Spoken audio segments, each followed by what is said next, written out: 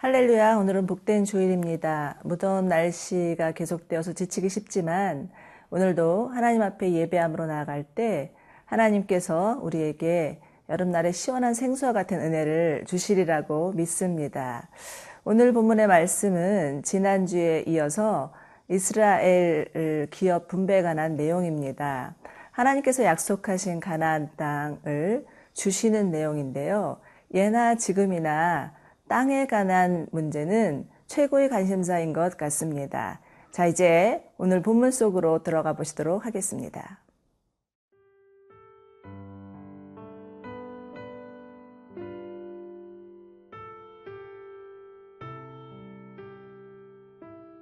여호수아 17장 1절에서 13절 말씀입니다. 므낫세 지파를 위하여 제비 뽑은 것은 이러하니라. 므낫세는 요셉의 장자였고 므낫세의 장자 마길은 길르앗의 아버지라.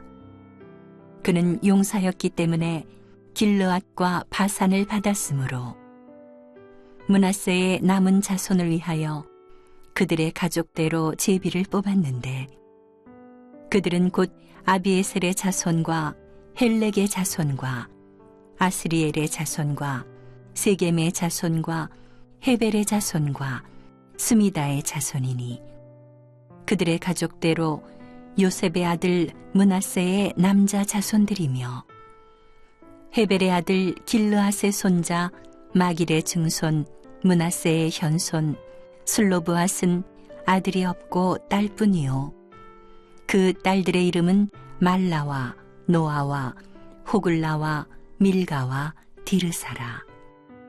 그들이 제사장 엘르아살과 눈의 아들 여호수아와 지도자들 앞에 나와서 말하기를 여호와께서 모세에게 명령하사 우리 형제 중에서 우리에게 기업을 주라 하셨다 하매 여호와의 명령을 따라 그들에게 그들의 아버지 형제들 중에서 기업을 주므로 요단 동쪽 길르앗과 바산 외에 므낫세에게 10분깃이 돌아갔으니 므낫세의 여자 자손들이 그의 남자 자손들 중에서 기업을 받은 까닭이었으며 길르앗 땅은 므낫세의 남은 자손들에게 속하였더라.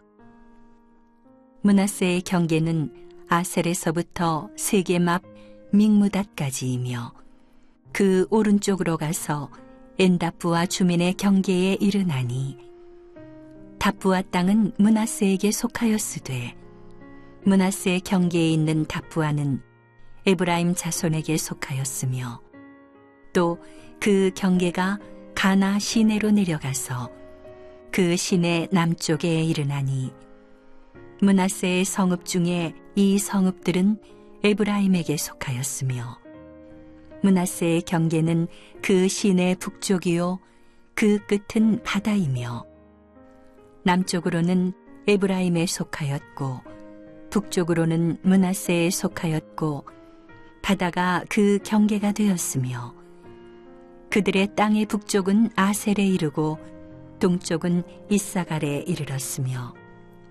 이사갈과 아셀에도 므낫세의 소유가 있으니 곧 벳스안과 그 마을들과 이블르암과 그 마을들과 돌의 주민과 그 마을들이요 또 엔돌 주민과 그 마을들과 다낙 주민과 그 마을들과 무깃도 주민과 그 마을들 세 언덕 지역이라.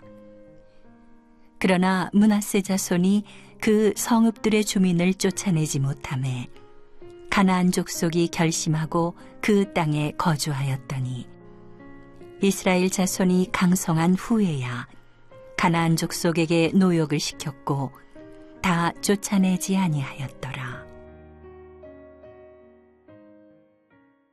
이스라엘은 7년 동안 가나안 족속과 전심전력을 싸워서 승리함으로 인해서 가나안 족속의 전투력을 많이 축소시켰습니다. 그렇지만 여전히 하나님께서 주신 약속의 땅을 차지해야 될 과업이 남아 있었습니다. 오늘 본문은 요셉의 장자인 므낫세 지파가 기업을 받는 내용입니다. 먼저 1절을 살펴보시기 바랍니다. 1절을 보시면 므낫세의 아들 마길에 대해서 언급하고 있는데 그는 용사여서 길르앗과 바산을 얻었다고 합니다. 길르앗과 바산은 요단 동쪽의 비옥한 땅으로 원래 아모리 족속의 땅이었습니다. 마길의 용맹수로 인해서 차지하게 되었습니다. 이제 남아있는 므낫세 지파는 요단 서편의 땅을 분배받기 위해서 제비를 뽑습니다. 그런데 또 3절을 보시면 특별히 주목해 보아야 할 이름들이 나옵니다. 3절입니다. 헤벨의 아들 길르앗의 손자, 마길의 증손, 므낫세의 현손, 슬로보앗은 아들이 없고 딸뿐이요. 그 딸들의 이름은 말라와 노아와 호글라와 밀가와 디르사라. 슬로보앗의 5명의 딸들의 이름이 나옵니다. 당시에는 여인들은 기업을 받을 만한 권리가 없었습니다. 그럼에도 불구하고 이들은 다른 자손들과 동일하게 기업을 분배받습니다. 이들의 민수기 27장을 보면 모세에게 나와서 이렇게 얘기합니다. 우리 아버지에게 아들이 없었다 해도 우리의 기업을 다른 지파에게 줄 수는 없지 않습니까? 담대하게 기업 줄 것을 요구하고 있습니다. 이 말을 들은 모세는 그들에게 기업 줄 것을 허락하게 되죠. 슬로보앗의 딸들의 요청은 단순한 땅에 대한 욕심이 아니었습니다. 그들의 관심은 하나님이 주신 약속이었고 하나님이 주신 기업이었습니다. 그래서 므낫세 지파는 이제 요단 동편의 길르앗과 바산 그리고 요단 서편의 10개 지역을 맡게 되면서 이스라엘 12지파 중에서 가장 넓은 지역을 차지하게 됩니다. 므낫세 아들 마길이나 슬로보앗의 딸들은 모두 하나님께서 주신 약속을 소중하게 여긴 자들이었습니다. 아무리 상황이 어려워도 사회적인 제약이 있어도 그 제약을 뛰어넘어 그 장벽을 뛰어넘어 하나님이 주신 약속의 말씀을 굳게 믿고 믿음으로 취한 자들이었습니다. 우리나라 초기 교회사를 보면 조선시대 여인들이 참 이름도 가질 수 없던 그 시대였는데도 불구하고 선교사님을 통해서 복음을 듣고 예수를 믿게 되고 엄청난 그들을 통하여서 성령의 역사가 일어났던 것을 볼 수가 있습니다.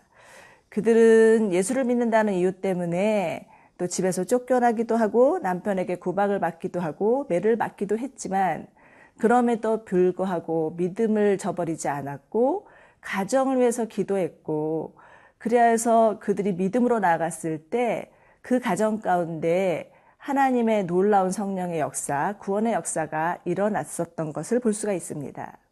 사랑하는 여러분, 하나님의 약속은 믿음으로 구하는 자들의 몫입니다. 때로는 두려운 상황도 있고 넘어서야 될 제약도 있고 사회적인 편견도 있고 선입견도 있지만 그럼에도 불구하고 하나님께서 주시는 약속의 말씀을 붙들고 믿음으로 나아갈 때 하나님의 나라는 그들의 것이 된다는 것입니다. 이제 우리도 또한 하나님께서 주신 약속의 말씀을 붙들고 나아가면 하나님께서 새로운 땅을 주시고 또 우리 가운데 새로운 은혜를 주시고 믿음으로 취하는 그러한 놀라운 은혜들이 우리에게 있을 것입니다.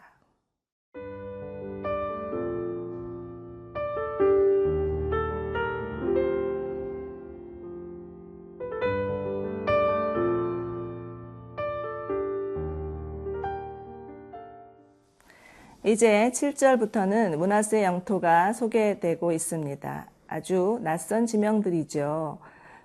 발음하기도 힘들고 기억하기도 힘들고 관심을 가지는 일도 쉽지 않습니다.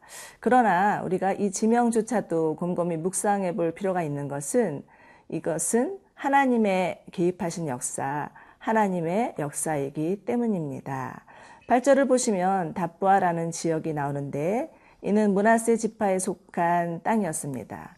그런데 또 그 답부아 안에 있는 답부아 성읍은 에브라임 지파에 속해 있습니다.